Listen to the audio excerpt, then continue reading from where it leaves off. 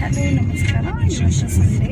ನನ್ನ ಫ್ರೆಂಡು ಮಂಜುಳಾ ಅಂತ ಇದ್ದಾರೆ. ಅವರು ದೇವಸ್ಥಾನ ಕರೆಸಿದ್ದಾರೆ. ಆ ದೇವಸ್ಥಾನದಲ್ಲಿ ಪೂಜೆ ಇದೆ. ಸೊ ಆ ಪೂಜೆಗೆ ಭಾಗಿಯಾಗಲು ಹೋಗ್ತಾ ಇದ್ವಿ.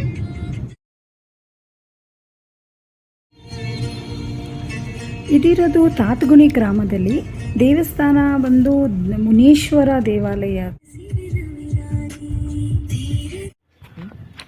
ಇದು ನಮ್ಮ ಮನೆಯಿಂದ 3 ಕಿಲೋಮೀಟರ್ ದೂರದಲ್ಲಿದೆ.